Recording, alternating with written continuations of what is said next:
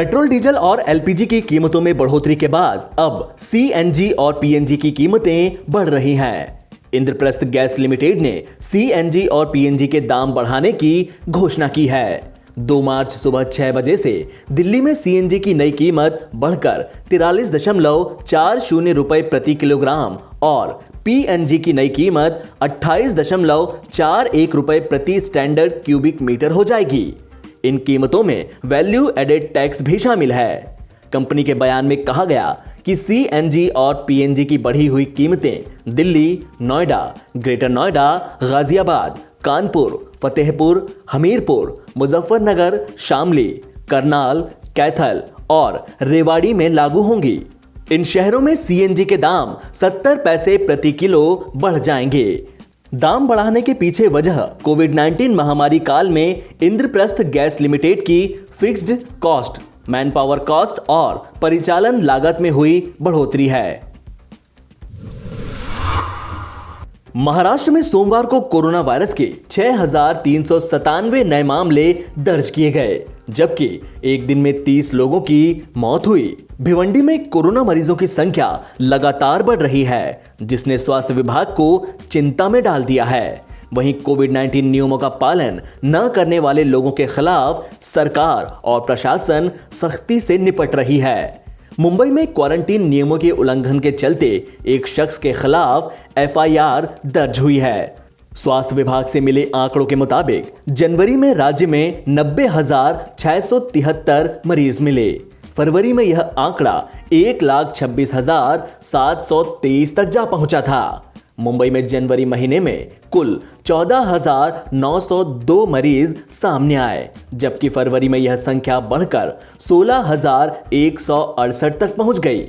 मुंबई में एक बार फिर से कोरोना के मामले लगातार बढ़ रहे हैं। जनवरी के मुकाबले फरवरी में राज्य में 40% और मुंबई में 8.5% कोरोना से ग्रस्त होने वाले मरीजों की संख्या में इजाफा हुआ है। स्वास्थ्य विशेषज्ञों की माने तो कोरोना एक बार फिर से पैर पसार रहा है, इसलिए लोगों को सतर्क रहने की जरूरत है। भारत में जानलेवा कोरोना वायरस से संक्रमित लोगों की संख्या में लगातार आ रही कमी के बीच 6 राज्यों में एक्टिव मामलों के आंकड़े लगातार ऊपर की तरफ बढ़ते दिख रहे हैं। स्वास्थ्य मंत्रालय के मुताबिक भारत में पिछले 24 घंटों में कोरोना वायरस के 12,286 नए मामले सामने आने के बाद कुल पॉजिटिव मामलों की संख्या बढ़कर 1,11,24,527 हो गई। वहीं 91 नई मौतों के बाद कुल मौतों की संख्या 1,57,248 हो गई। देश में एक्टिव मामलों की कुल संख्या अब 1,68,358 है और डिस्चार्ज हुए कुल मामलों की संख्या 1,07,98,921 है। आंकड़ों के मुताबिक देश में अब तक कुल 1,48,54,136 लोगों को कोरोना वायरस की वैक्सीन लगाई जा चुकी है। कोरोना के सबसे ज्यादा एक्टिव केस वाले राज्यों में 5 राज्य ऐसे हैं जहां पूरे देश के 84% एक्टिव मरीज हैं।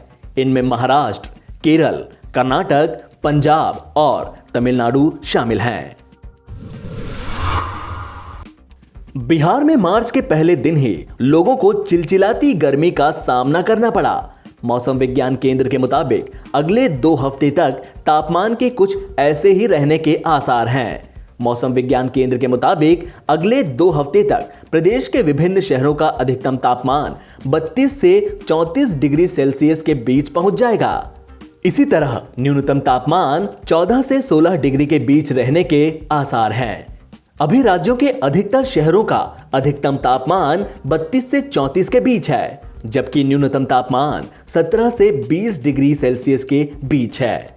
अधिकतम और न्यूनतम तापमान के बीच 4 से 5 डिग्री का फर्क होने की वजह से इतनी गर्मी महसूस हो रही है।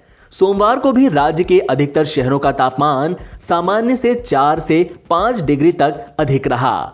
हालांकि मौसम विज्ञान केंद्र ने कहा कि पारे में फिलहाल इससे ज्यादा बढ़ोतरी के आसार नहीं हैं।